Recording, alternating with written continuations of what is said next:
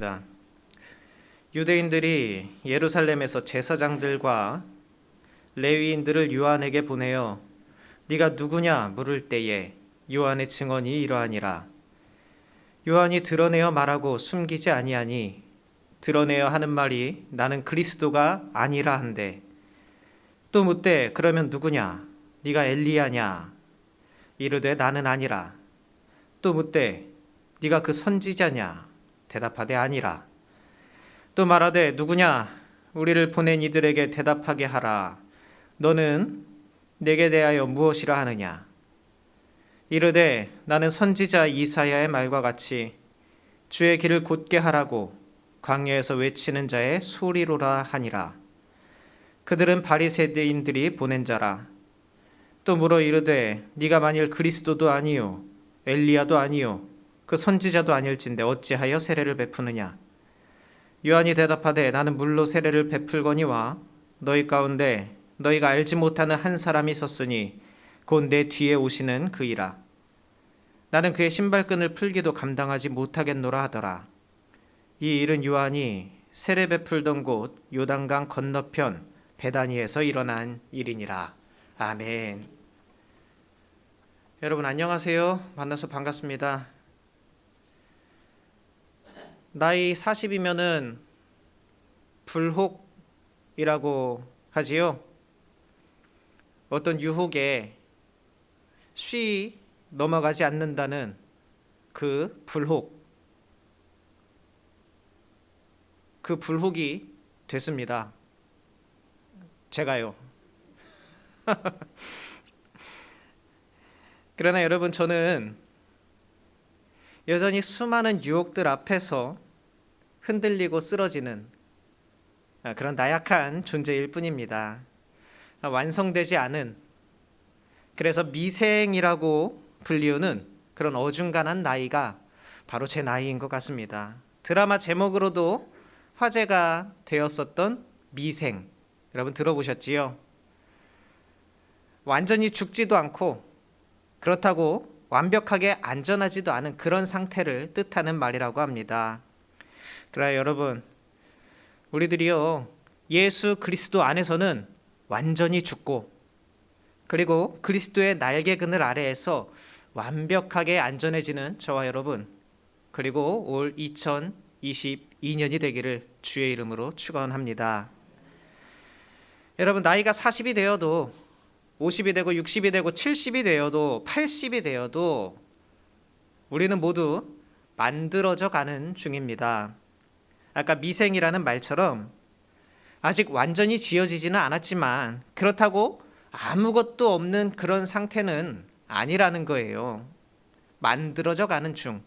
이것은 나이가 많고 적고와 상관이 없습니다. 평생 우리는 만들어져 가는 사람들이라는 거예요. 어떤 사람은 그런데 그 단계가 조금 빨라서 저 사람에게는 하나님의 계획이 이렇게 있었었구나, 그게 보이는 사람도 있어요. 그런데 어떤 사람은요 세월이 많이 지났는데도 불구하고 아이고 저 사람을 도대체 하나님께서 어떻게 사용하시려나, 그 형체를 알아볼 수 없는 그런 사람들도 있습니다. 또 이런 사람들도 있어요. 하나님의 계획, 하나님의 섭리, 뜻과 계획, 이런 것들이 있는데, 그러니까 하나님이 짜놓은 설계도가 있는데 그 설계대로 지어지지 않고 자기 마음대로, 자기 하고 싶은 대로, 자기 의견대로 자기의 삶을 만들어 가다가 이도 저도 아닌 점점 이상한 모양으로 변해가는 사람들도 있습니다. 결과가 어찌 되었든 간에, 지금 여러분들이 어떤 모습이든지 간에 중요한 것은 뭐냐면 우리 모두가 아직은 만들어져 가고 있는 중이라는 거예요. 그리고 서로가 서로에게 이 사실을 안다라는 것은 굉장히 중요한 일입니다. 내가 지어져 가는 사람인 것처럼 너도 지어져 가는 사람이다. 내가 미완성인 것처럼 너도 미완성이다. 이 마음이 있어야 우리는 서로의 연약함을 이해해 줄 수가 있는 것입니다. 그래서 우리는 부부간에도 그리고 또 자녀와 부모 그 관계에서도 서로 이해하면서 기다릴 줄 알아야 합니다. 우리는 너나 할 것 없이 전부 다 만들어져 가는 중이기 때문이에요. 나를 바라보면서, 내가 스스로 나를 보면서 내가 아직 많이 부족하구나 이렇게 생각하고, 또 저 사람을 바라보면서 아이고 그래도 저 사람에게도 하나님의 계획이 있겠지, 이렇게 이해해 줄 수 있는 너그러운 마음, 넉넉한 마음, 이것이 꼭 필요하다라는 거예요. 여러분, 아무리 말을 잘하는 사람이라도요, 내 마음대로 내 뜻대로 다른 사람 변화시키는 거 쉽지 않습니다. 맨날 맞는 말만 하는 사람도 있어요. 어딜 가도 다른 사람들은 다 틀리고 나만 맞는 말을 계속 하는 사람들이 있어요. 다 틀리고 나만 맞는 말. 그러다가 성질 나쁜 사람한테 가면은 한 대 두드러 맞는 말, 그런 말만 계속 하는 사람들이 있거든요. 그런데 여러분, 그 누가 옆에서 말한다고 사람이 쉽게 잘 안 바뀝니다. 그 누가 옆에서 좀 뭐라 했다고 사람이 확 바뀔 것 같으면, 지적 잘하는 사람이 세상 다 바꾸고 지적 잘하는 사람이 의로운 사람이라고 불리겠지요. 그러나 성경은 가장 오래 참는 사람이 의로운 사람이라고 말했습니다. 이 사랑이라는 것은요, 기다림에서 시작이 됩니다. 온전한 사랑이 뭐예요? 나 자신을 내어주는 거잖아요. 뭐냐면 내 생각이 있고 내 주장과 계획, 이런 것들이 분명히 내 안에 있지만은 기다리고 참고 인내하는 거예요. 이게 사랑의 시작인 거예요. 여러분, 예수님께서도 우리에게 끝까지 참으시고 결국에 변하지 않는 우리에게 자기 자신을 다 내어주시기까지 하지 않았습니까? 여러분, 주님은 우리를 변화시킬 계획이나 생각이 없으셨을까요? 우리에게 속상하고 화나는 일 없으셨을까요? 아니에요. 우리가 주님을 금방 배신할 것, 그리고 또 금방 유혹에 빠질 것, 다 주님이 알고 계셨다고요. 우리가 지금은 주님을 사랑합니다, 주님밖에 없습니다, 이렇게 고백을 하다가도 또 조금 서운하게 하면 뒤돌아서서 삿대질하고 주님을 떠나는 그런 존재라는 것을 우리 주님은 다 알고 계신다라는 거예요. 그럼에도 불구하고 주님은 우리를 끝까지 버리지 않고 포기하지 않고 사랑해 주셨잖아요. 그 사랑을 우리들은 받았잖아요. 여러분, 포기하지 않는 그 주님의 사랑 받으신 거 믿으십니까? 그러면 우리도 서로가 서로를 향해서 끝까지 포기하지 않는 그런 사랑을 할 수 있어야 합니다. 주님이 나만 사랑하는 거는 아니잖아요. 세상 사람들이 다 주님의 적이고 주님은 나하고만 사랑하는 그런 게 아니라는 거예요. 주님은 저 사람도 그 사람도 다 사랑하신다는 거예요.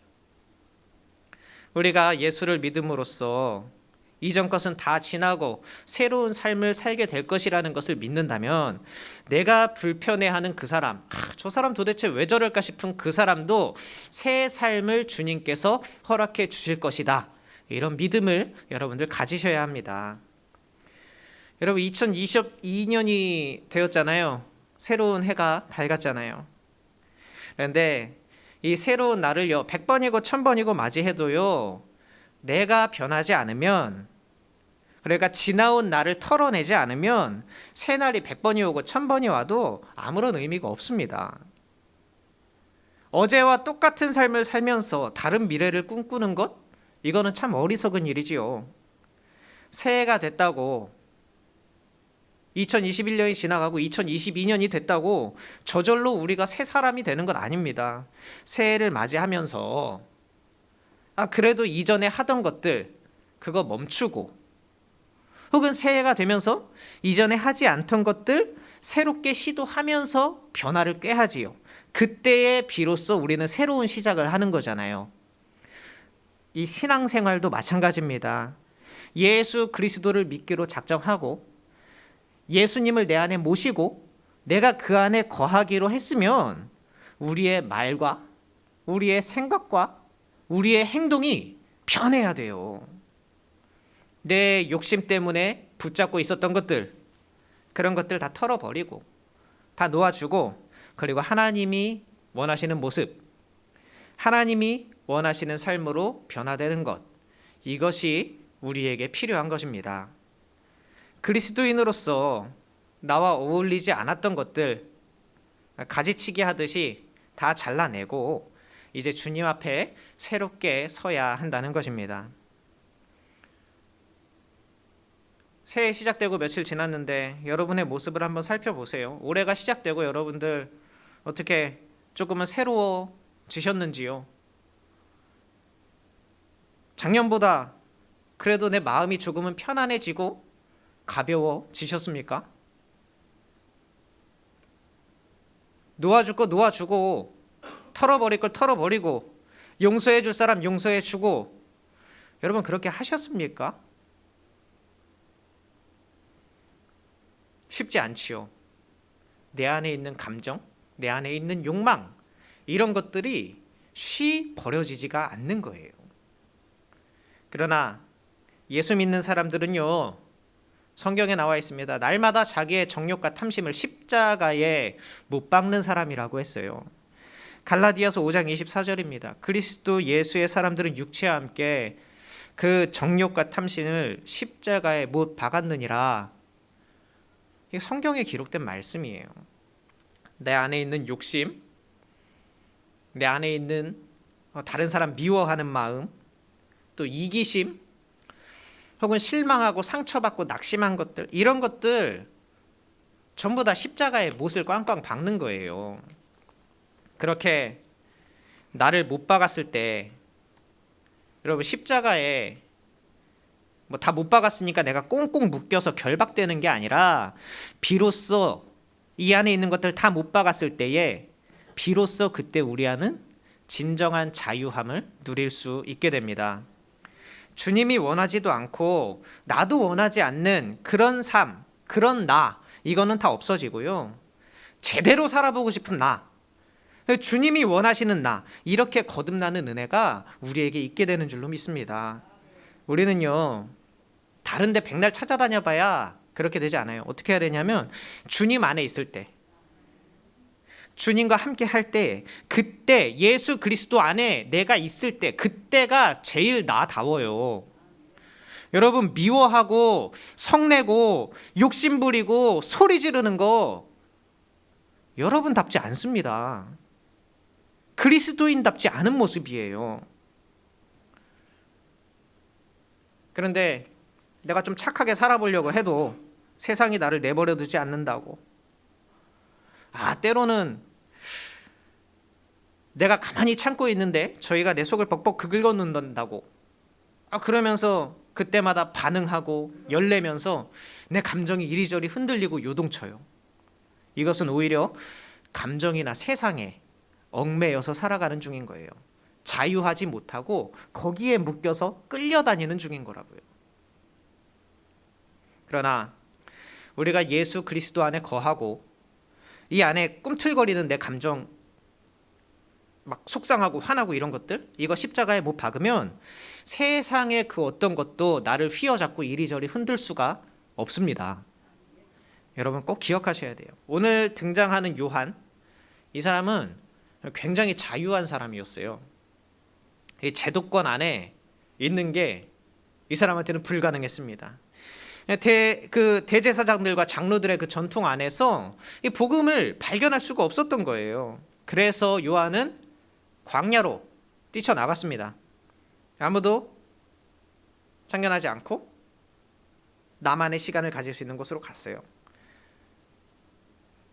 그러다 보니 남들이 먹고 싶어 하는 것들, 혹은 편안하게 누리는 삶, 이런 것들도 포기해야 됐겠지요. 세상의 어떤 유혹도 이 요한이 가고자 하는 그 길을 막을 수가 없었어요.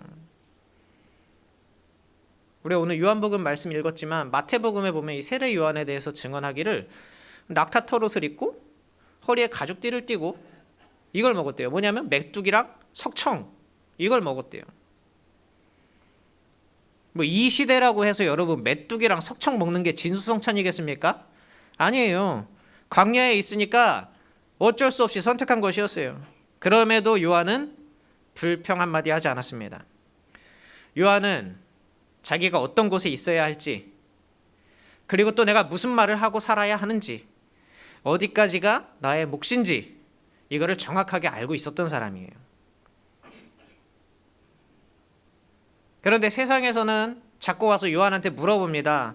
너 도대체 어디 소속이야? 너 교단이 어디야? 너 뭐야? 자꾸 와서 물어봐요. 그런데 요한은 자신이 어디 소속이라고, 뭐 어디 교단에 속해 있는 누구라고 이렇게 얘기하지 않았습니다. 다만 나는 이것이다 이렇게 얘기했어요. 요한은 자기 자신이 누구인지, 내가 어디에 소속되어 있는지 뭐 이런 것들에는 별로 관심이 없었습니다. 그냥 내가 지금 무엇을 해야 되는지 이것만 확실하게 알고 있었어요.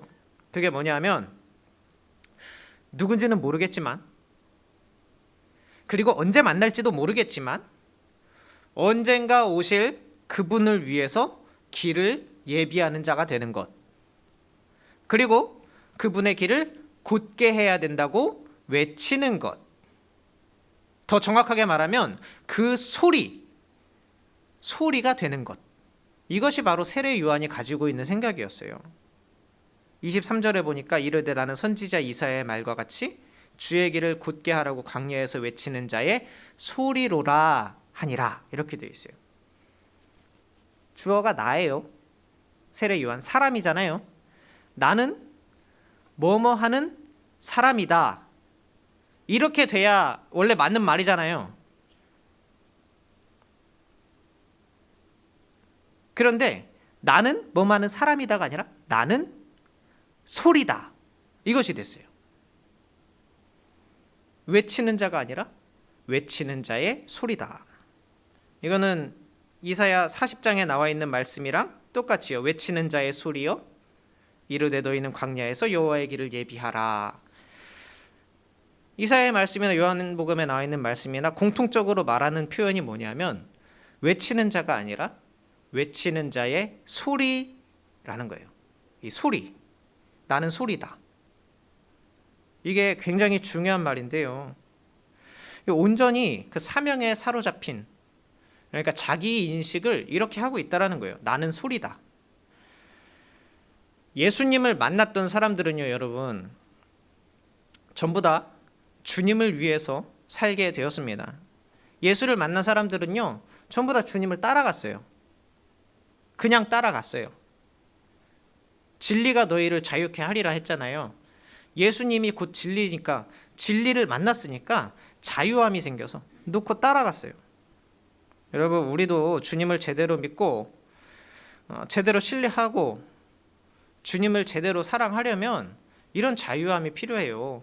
뭐 내가 주님 제대로 한번 믿어보려고 하면은 막 교회에서 일 시킬 것 같고, 막 교회에 붙들려서 구속될 것 같고, 내가 하고 싶은 것도 하나도 못하고 막 그렇게 될 것 같지요? 여러분, 두려워하지 마십시오. 주님을 만난 사람들은요, 그 진리를 만난 사람들은요, 그동안에 내가 추구하고 붙들었던 삶이 얼마나 초라한 것인지 깨달은 거예요. 얼마나 보잘것없는 욕망에 내가 충성하고 살았었는지 그것을 깨닫고 온전히 주님을 향해서 가니까 진정한 자유함을 얻게 되는 것이라고요. 이거는 죽음조차도 막지 못하는 거예요. 그중에 요한이 그랬어요. 요한은 자기 이름도 중요하지 않았어요. 내가 요한이다, 내가 몇 살이고 어디 살고 우리 집안이 어떻고 이런 게 하나도 중요하지 않았어요. 그냥 나는 소리, 이거 하나면 충분하다, 이거였어요. 사람들이 와서 누구냐, 어디서 왔냐, 너 뭐냐 물어봐도 난 그냥 소리야. 그런데 그리스도를 여러분 심장에 새기고도 세상에 묶여있는 사람들은요, 내가 누구인지가 여전히 중요해요. 아직도 거기에 묶여 있어요. 그래서 뭐 장로가 되고 권사가 되는 것, 또 교회에서 내가 무슨 일을 하는지, 이런 것들이 아직도 중요한 거예요. 세상이 아니라 교회 안에서조차도 내가 뭔가, 이게 중요하다라는 거죠. 여러분, 예수 그리스도를 만나고도 참 자유를 누리지 못하는 것, 다름 아닌 나의 마음 때문이라는 거예요. 내 마음, 내려놓지 못한 내 마음.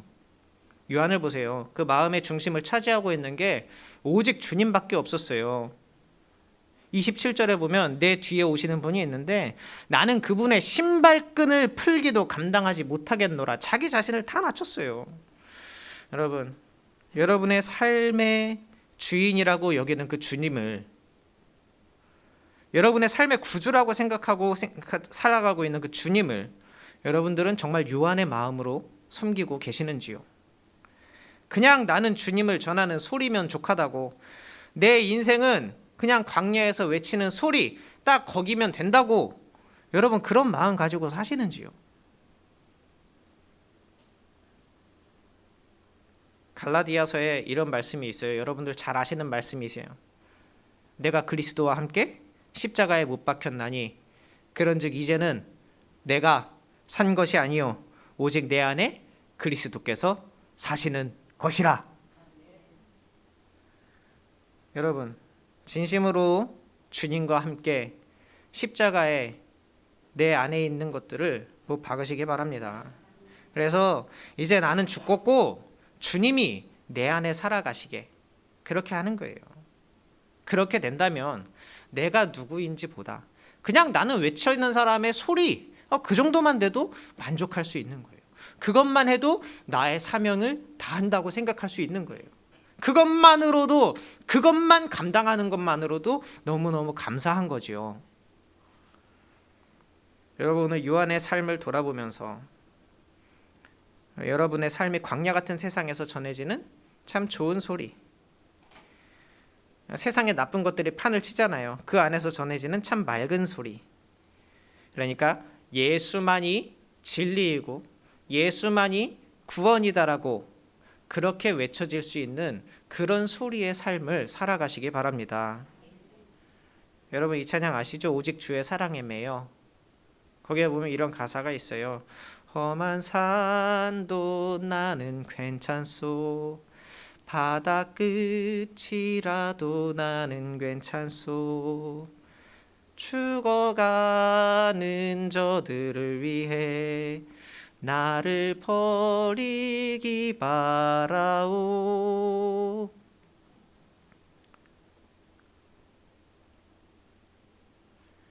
여러분 세상에 어떤 소리가 되기를 원하십니까? 여기저기 지적하고 다니면서 세상에 소음 하나 더하지 마시고 세상이 진짜 듣고 싶었던 소리를 전하는 그런 저와 여러분이 되기를 바랍니다. 여러분이 어떤 분야에서 어떤 일에 힘쓰고 계시든지 간에 여러분 모두 참된 소리 그리고 또 복된 소리가 되시기 바랍니다.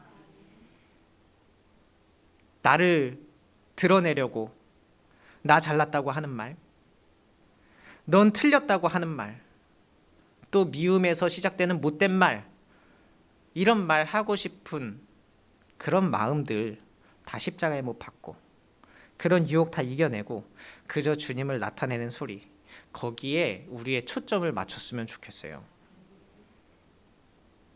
피아노 광고에 나온 노랫말이에요. 맑은 소리, 고운 소리, 영창 피아노, 영창. 예, 맞아요. 영창 피아노. 우리들이 광야에서 때로는 메뚜기나 석청을 먹어야 하는 삶을 사는 그런 시기를 지날 때도 있어요. 그럼에도 불구하고 그 안에서 날 자유롭게 하시고 나를 새롭게 하시고 나를 이 세상 그 누구보다 부욕해 하시는 그 진리 안에서 맑은 소리, 고운 소리 낼 수 있는 저와 여러분이 되기를 주님의 이름으로 축원합니다. 기도하겠습니다. 할렐루야. 은혜가 풍성하신 아버지 하나님, 세상에 있는 욕망과 욕정 이제 십자가에 다 내려놓게 하여 주시옵소서. 내 안에서 불쑥불쑥 튀어나오는 나쁜 마음, 못된 마음 다 십자가에 못 박게 하여 주시옵소서. 겸손하게 나는 오직 주님의 소리 그 하나면 족합니다. 이 고백으로 살아갈 수 있는 2022년 되게 하여 주시옵소서. 베풀어 주신 모든 은혜 감사드리며 예수님의 이름으로 기도드리옵나이다. 아멘.